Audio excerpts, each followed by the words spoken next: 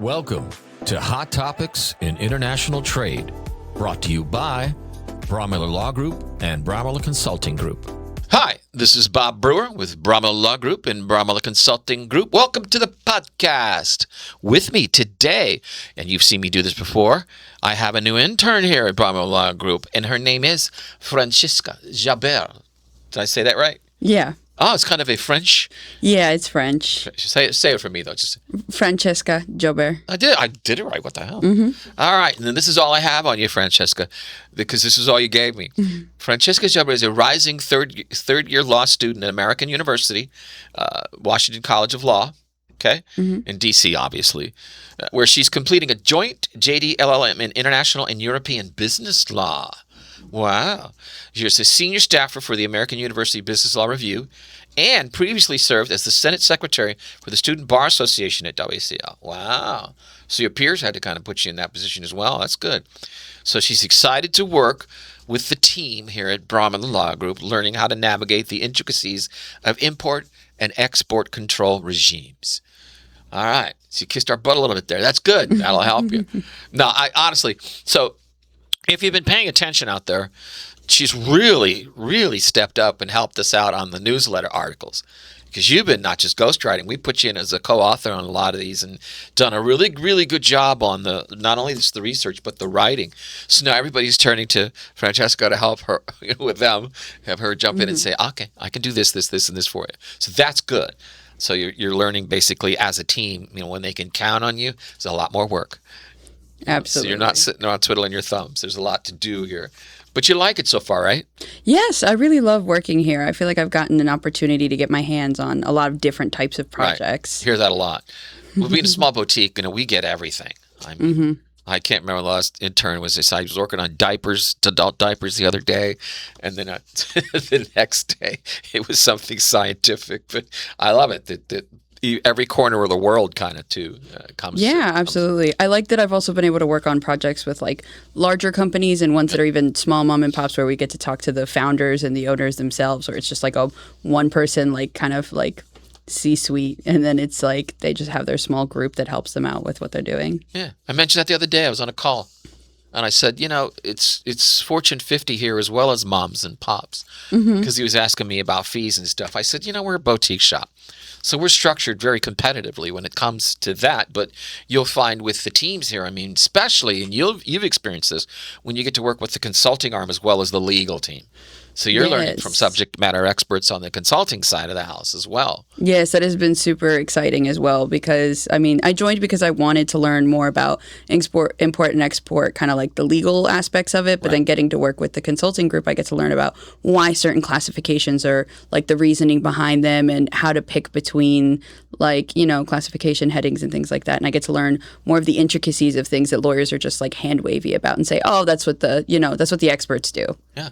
No, it's interesting because you'll get involved sometimes with the case studies on country of origin, where you just look, if we want to do it like a tariff shift and try to re-engineer how this is actually made with sourcing and all of that, maybe we can change this to be country of origin, something besides China. Yes. So it gets really specific. But let's back up for a minute. So you got out of high school where? Coppell High School, actually. Coppell, down the street right here in Texas. A A Texas girl here. I know that. Coppell's a very nice neighborhood, as a matter of fact. All right, got out of Coppell, Texas. I'm sure you excelled in high school. You were like a straight A student or something like that. It's something like that. Something like that. All right. So where'd you go to school outside of this? Only here? No. So actually, I graduated in 2020, so right into COVID, and I decided it was better to stay local. So I actually did college at the University of Texas at Arlington. Oh, okay, UTA. Yeah, COVID was nuts. I remember even Marquette out in San Diego. It's like you couldn't step foot on campus. There was no campus life left anymore. Nope. That sucked. So your entire college career for the last year and a half was online. Yep. You want to disinterest a kid at that age to be plucked out of that social environment, as a matter of fact, because he was learning, because like any other knucklehead when he first went away, he was all, trying to find a girlfriend and going to these frat parties and getting drunk. I'm like, would you stop that? For God's sakes. When you're going to find the woman that you want to be with when you're not at one of those parties, because the one you're going to want to be with isn't going to want to be there in the first place.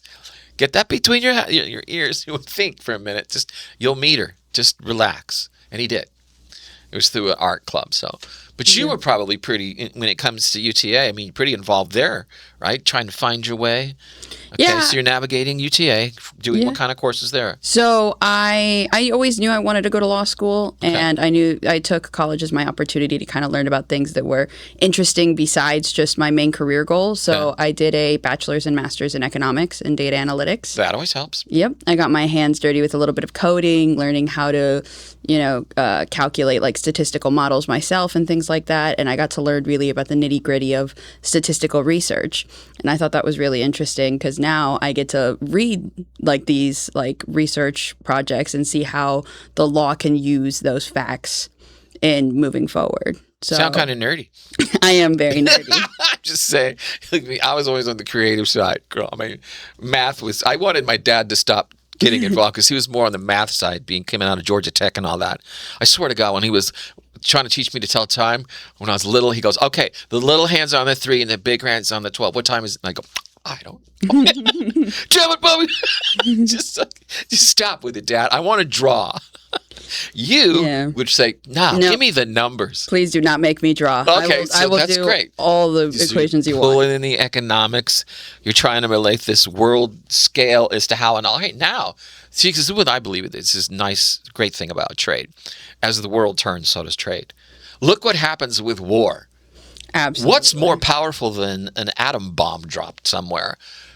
A Hormuz Strait being closed. Yep. Look at the power that this country now has just based on that. You don't have to drop a bomb. Close the strait. What if China, they're right now surrounding Taiwan with like 110 different vessels trying to really show their strength as to how this is going to happen, which to me is insane. Because you shut down that Taiwan Strait, China's going to take a big bite out of us. I mean, they're going to find out, wow, this was not the right thing to do. But you get to kind of like the economics of how things work and how trade fits in, on a global scale. That you're discovering here as well, I'm sure. Yes, I get to really explore, like, especially with the article side of things, instead of just having to hammer into what the client needs. When I get to do this articles research, I get to look into what is happening in the world and why it's happening, and looking into not just like the legal aspect, but how everything else surrounding the legal, the economic, the social factors, the environmental factors, how that works into how we interpret the legal code and how things are worked out. And so getting to see how these crises kind of really move the needle on how companies have to, regardless of whether the law is updating as things move along, they have to make decisions, and they have to make things work in the moment that they're in. That's right. It reminds me of when, and we've only got like a minute left. I don't want to talk too much, but it reminds me when the Ukraine was invaded by Russia, and I looked at the UN Council, who voted to, why did you even abstain? But then who said, we blessed this war. Like, what? Like those who even abstaining, I'm like, why would Brazil abstain? It's for the fertilizer, that's coming out. Vietnam, for instance, it was basically the weapons. Why? I get it now. It's all about trade. And you can't stop that. You need that. So you're going to say, okay, if you want to invade another country, go ahead, because we still need your fertilizer, or we still need your weapons, or we still need this. I mean, it's amazing, actually. And we're talking about what? Invading Greenland again or something like that? He's brought that up again now. Yes. Rare earth minerals. Don't tell me about the security issues. It's rare earth minerals that you want, because you don't want China, who dominates the world, to plan it on that, because that's a huge card that they can play. They played it on us. Taught us a lesson. So you're learning all about that. All the cards that everybody has in trade. And then you can throw in politics, but this is what really matters. Absolutely. What do you have that we have to have that I can't get somewhere else? And granted, I'm going to find out if I can. We're going through that daily, as you can see, because China's still an obstacle. And what do we have right now? Section 301, forced labor. He wants to make that money back with those IEPA refunds. So here you go. And I know you've written on part of that too, so you're kind of learning, wow, this is getting kind of crazy right now with this administration. But that's what they're doing. So what's your up-and-coming thought then on another article that is circling your brain right now? What are you thinking about? Well, right now, me and Jim are kind of working on, one of the attorneys here, an article kind of detailing the timeline of the Iran sanctions, how they've changed over time, and kind of how this possible new memorandum of understanding might, what that might project for the future. I called it a mom recently. It's a memorandum of misunderstanding. Absolutely. Ain't no agreement going to happen anytime soon. So think about that when you put that in your article. I mentioned in the last podcast, where are we going with global trade losses with this thing in the next, let's say if it goes on for another 7, 8, 9 months, we're talking about at least over $1 trillion in lost trade revenue. Crazy, but true. All right. Well, we're fresh out of time here, unless you have something on your mind that I haven't even brought up, or you haven't brought up anything. As you walked in this morning, you thought, I'm so happy to be here, and everybody's keeping you busy. Absolutely. I'm just happy to be here. Okay, just happy to be here. All right, because everybody's just said wonderful things about you, just so you know. And that's why they're going to you. Especially Jim. Think about it. He's pretty particular about who he writes with co-authorship and research. And I mentioned this. You know this. He and his son Justin wrote a book. Yes. Yeah. The cryptocurrency. Yes. So that's amazing. Because I kind of pushed him in the beginning about 5 years ago to start writing again. And then he really just started to love it. As you do. Getting the exposure to what's going on in the world and putting your thoughts down on paper. And you probably appreciate it that I keep you guys abreast of how well it's doing on Mondac, how well it's doing on JD Supra, outside of our database, of course. But, that's what really counts when you find out, wow, this thing's got like 6,000 reads in 5 days. When I first saw that, I was like, oh my God, something I helped write is being read by other people. Well, it's Hot Topics. You got to stay on top of that. Hot Topics, International Trade. We own it on JD Supra. Every article that I put into JD Supra starts with Hot Topics International Trade. You can go Google it. And every Hot Topics International Trade you see with JD Supra link, that's us. That's our article or our podcast, our video or whatever. But stay on top, because one of your articles, or two of them, I think, I'll send this to you on occasion too, the top 20 trending articles in Mondac. We're usually 10 of the 20. We've slipped a little bit recently, but we're climbing back in a little bit more. And I think 2 of your articles, I'll check again, but that's pretty good to know. Now, what's that under? It's under U.S. Trade and Investment within Mondac last 90 days. But that's up against Law 100, hon. That's, you got thousands of authors. We've got what, 12? Yep. Including you, I think 13 now. So that's pretty impressive is what I'm saying, that we can actually compete. So keep that in mind, too, when you see the number of article reads that you get. And know this, the average article read within Mondac is 325.